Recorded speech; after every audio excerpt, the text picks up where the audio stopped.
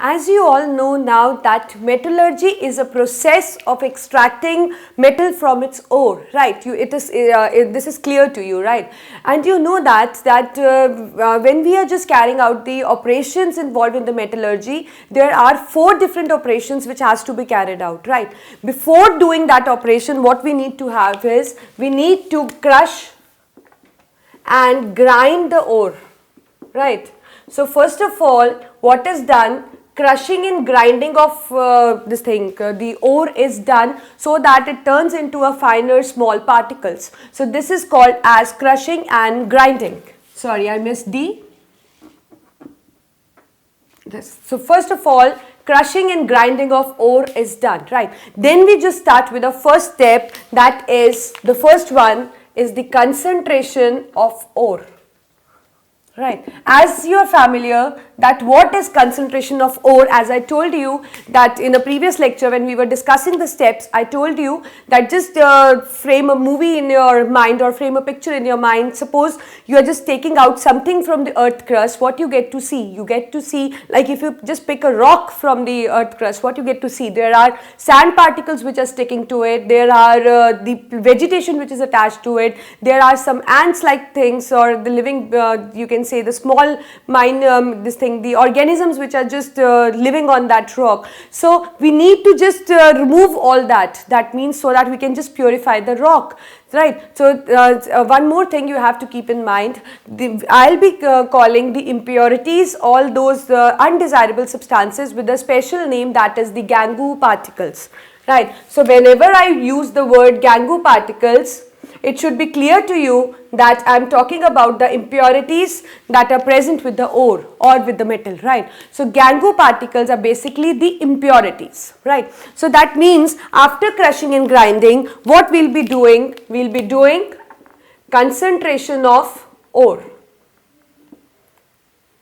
Right, that means we will be just involving certain processes by which we can remove the impurities which are present along with the ore, right? And the ore after concentration is called as the concentrate, right? When you just like you have an ore, when it is free from all the impurities, we call the ore as concentrate. That means the concentrated ore that is free from the Gangu particles, right? So I'll just explain you. See, there are so many, as I told you, there are many ores which are found in nature. Likewise, there are many methods for the concentration of ore, and each method has its own limitation. Like if I get a zinc sulfide ore, I have to see that which kind of ore is that. Like ZNS is a sulfide ore. So there is a particular method which is employed for the concentration of ore. So first of all, we are discussing all the methods, and I'll be explaining you with the limitations as well. Then when you will be just thorough with the general concept, then you'll easily get an idea. Like if I'll give you some ore, so you'll easily get an idea that how this ore can be concentrated, right? So let me first explain all the methods which can be used for the concentration of ore. So the first method which we are discussing is hydraulic washing.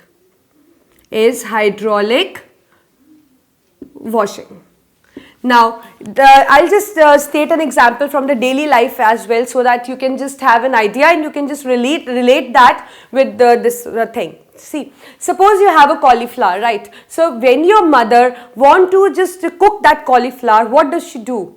So she just wash it, right? And how she wash it? She just open the tap and just start removing dirt from the cauliflower. This is what she do when she wants to make cauliflower. So what she do, she just open the tap. What happens when she opens the taps? The sand, or you can say the impurities which are present, being lighter, they just flow with the water. But the cauliflower being heavier stays behind. This is what you get to see when your mother wash cauliflower in kitchen. That is the principle, or you can say you can just relate that example with this hydraulic washing. See, just how I am explaining you. So what apparatus do we need in hydraulic washing? We need that there should be a slope, vibrating slope, corrugated, and having this grooves. As you can see this is slope, this is the shape is sloped one, and it is just vibrating also, and it has a grooves also. As you can see, there are grooves. right?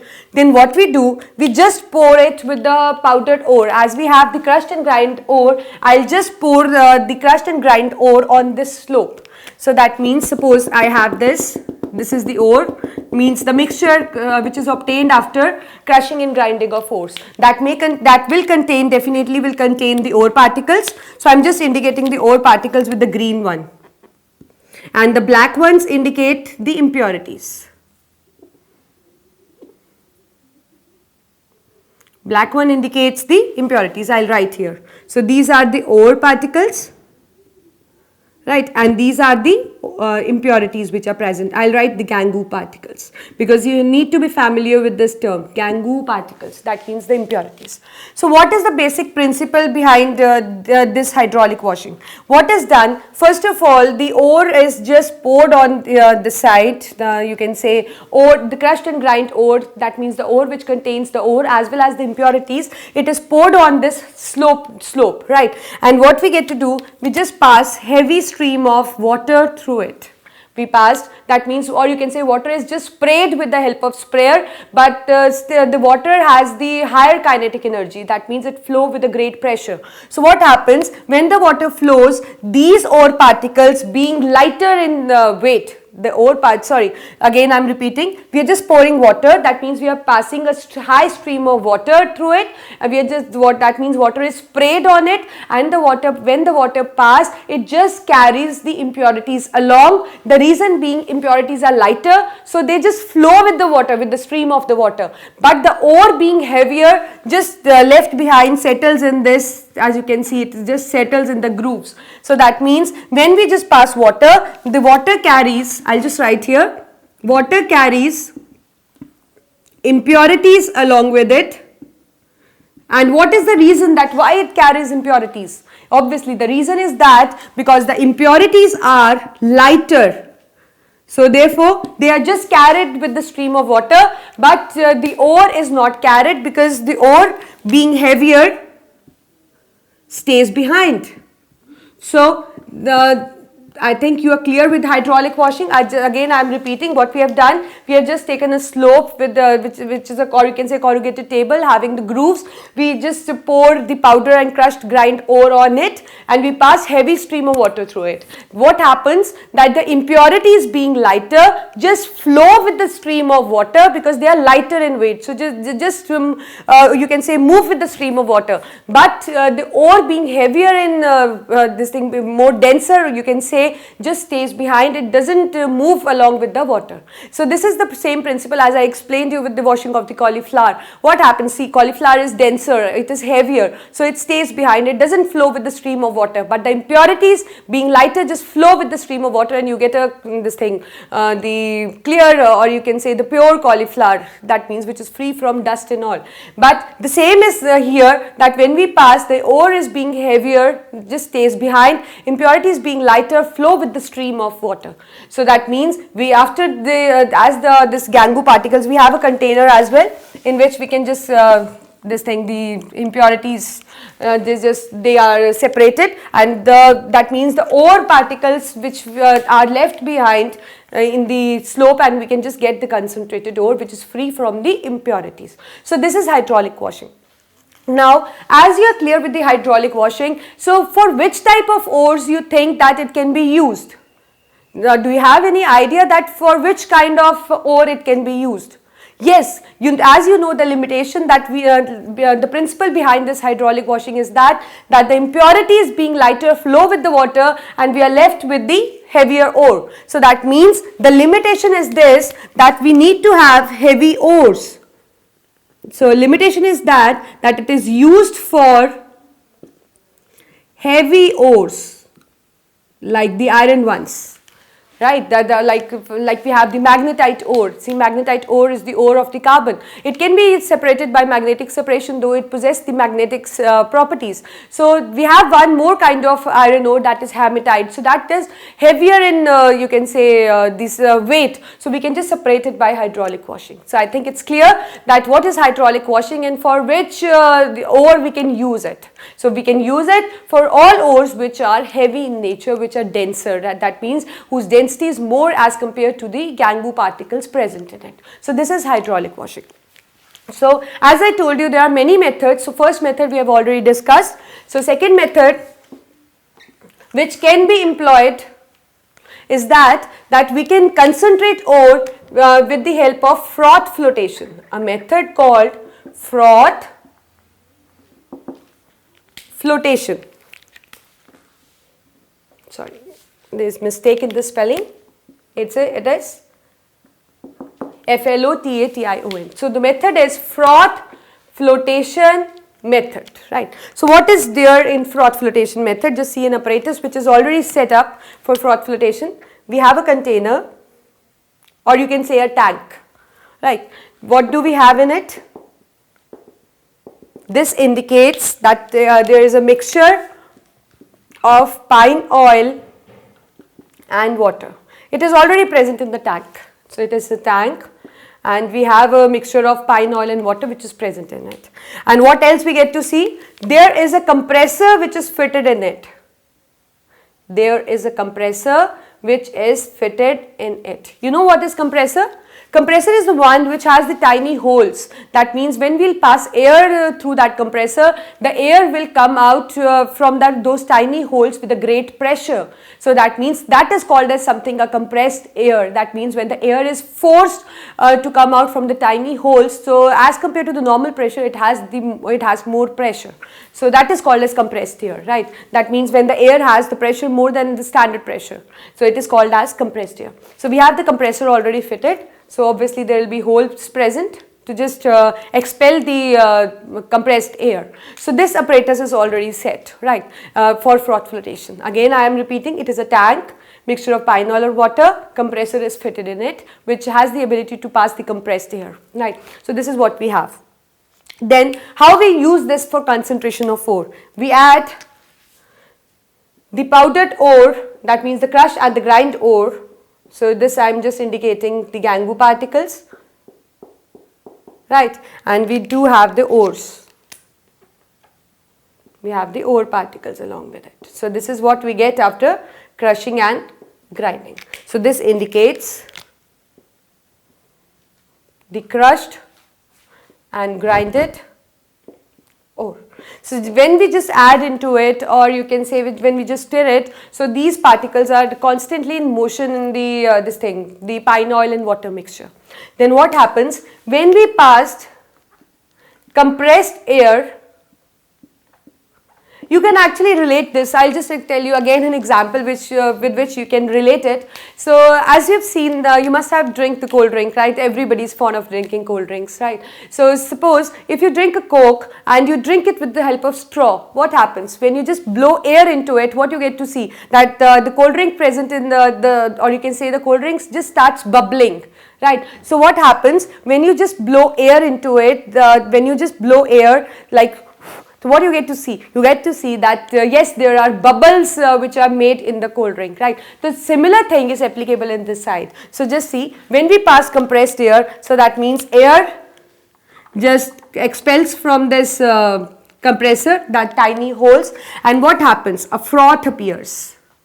And similar the froth, you can able to, that bubbles just form the froth in the case of cold drink as well, right? So similarly, we get a froth. So when this compressed air is passed, it just help in the formation of froth, right? So what happens to this froth? What actually the ore, the ore has the property to stick with it. That means actually this froth is made up of pine oil and water, as we have the mixture of pine oil and water in which the pine oil is more and water is less as compared to it. So when the compressed air is just passed, it leads to the formation of froth, right? And the ore has the tendency to stick with the froth. So this you can see that the ore just sticks with the froth. I'll just remove this ore from this side, indicating that ore particles are just moving up and they are just sticking to the froth, right? But the gangu particles do not have such kind of affinity to stick with the froth. So what happens? They are just left behind. They are just left at the bottom. These are just the mixture again. So they are just left at the bottom. So what happens? We get to see that the ore is now concentrated because it is just now free of impurities. As it gets stick to the froth, but the impurities are just separated from it. They settles at bottom because they do not have any such affinity to stick with the froth. So this is how. Then what we are going to do? We are just going to remove this froth, and as you know, froth settles down after a few minutes, or so we'll just get our concentrated ore. Now, as you are just familiar with the process now, that how the froth flotation method is used. So what do you think for which ore it can be used, this froth flotation method, for which ore you will be using this method? Obviously we will be using this method for the ore which can stick to the froth. As we know, there are different kinds of ores. So few ores stick to the froth, and few ores do not stick to the ore. So obviously we will be using this method strictly for those ores like you can say which has the affinity to stick with the froth. And which is that ore? That is the sulfite ore. So this method limitation is that we can use this method for an ore which has the affinity to stick with the froth. And which is that ore? Obviously it is a sulfide ore. So that means all ores, all sulfide ores, I must say, all sulfide ores can be concentrated by the method froth flotation. So this is the second method. I think it's clear, and just related. See, if you have examples in your hand from your daily life, you will not forget this answer, because yes, though there is a difference existing between this and that is not stating a proper example, but still you get an idea that yes, you can relate it to this, because the basic principle is that the air is blown and which leads to the formation of froth. So this is the second method, right? It is not only two methods, we have few more methods.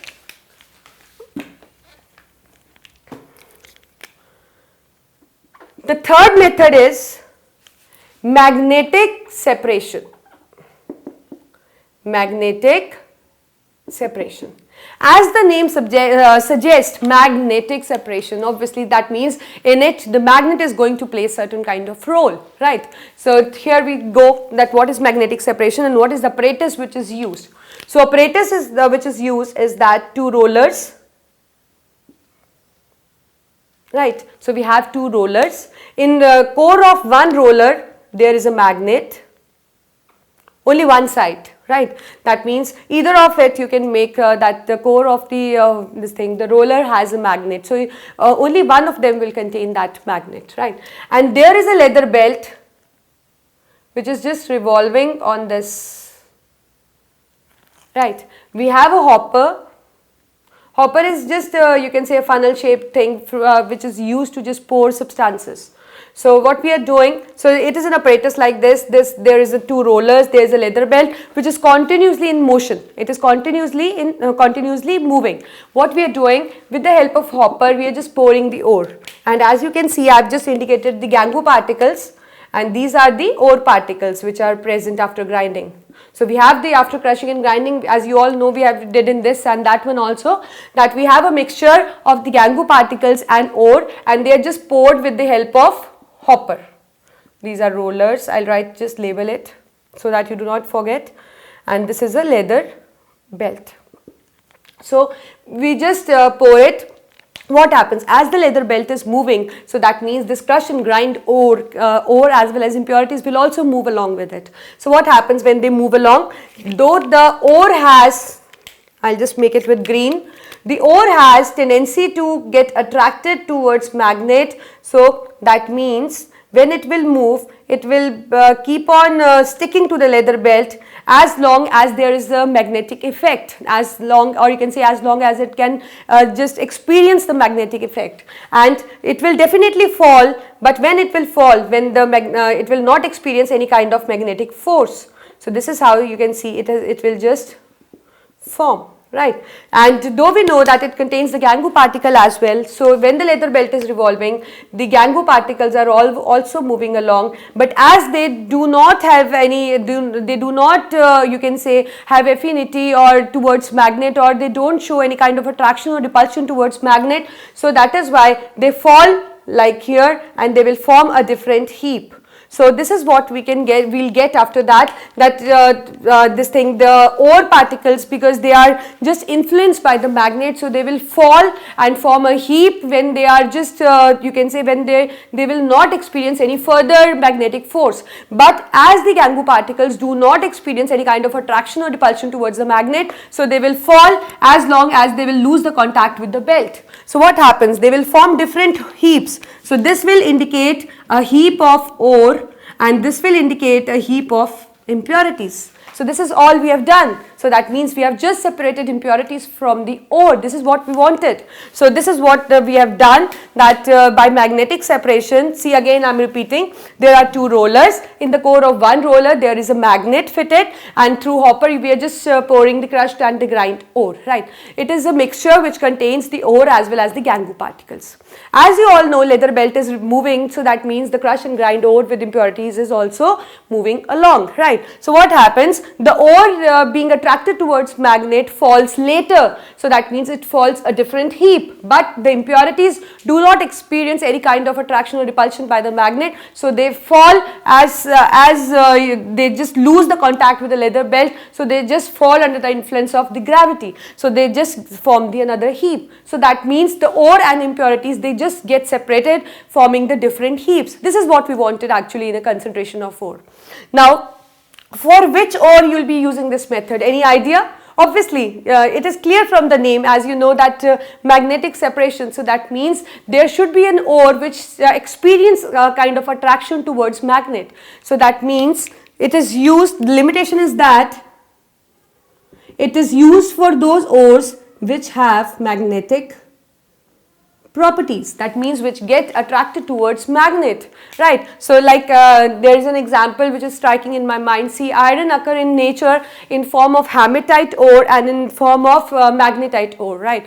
The magnetite ore, which is called as natural magnet, the lodestone, it actually has the magnetic properties. So that magnetite ore can be separated by magnetic separation. So all those ores which possess the magnetic properties can be separated by this process, magnetic separation. So these are the three methods. One is the hydraulic washing, other is the froth flotation, and third is the magnetic separation, right. We do have the fourth method, that is the chemical separation. I will just write on the top.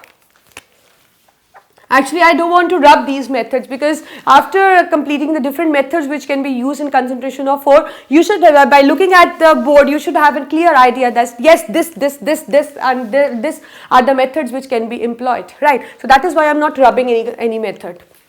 Fourth method is chemical separation. So what we get to do in chemical separation, what we do actually, we just add any kind of, you can say, which we add certain chemical to an ore, to the impure ore. We add certain chemical to an impure ore, right. So what does that chemical do? That chemical combines with the ore, but it doesn't combine with the impurities, right. Like I'm just writing, we have the ore with impurities. What we do? We add certain kind of chemical. That chemical link with the ore but do not get linked with the impurities. So this is how the impurities get separated. So I'll just explain you with an example. Suppose there is an ore, bauxite ore, which is indicated by Al2O3.2H2O. The chemical what we are using is NaOH. As I told you, the chemical react with ore but not with the impurities. So what happens? It react with the ore but do not react with the impurities. So this NaAlO2, sodium aluminate, this is called as sodium aluminate, has our ore, right. So that means now it is free from impurities, but there is a certain compound which is formed by the combination of the NaOH and Al2O3, right. Now we will be doing certain processes to just separate this ore, right, but it is free from the impurities, so we can call it as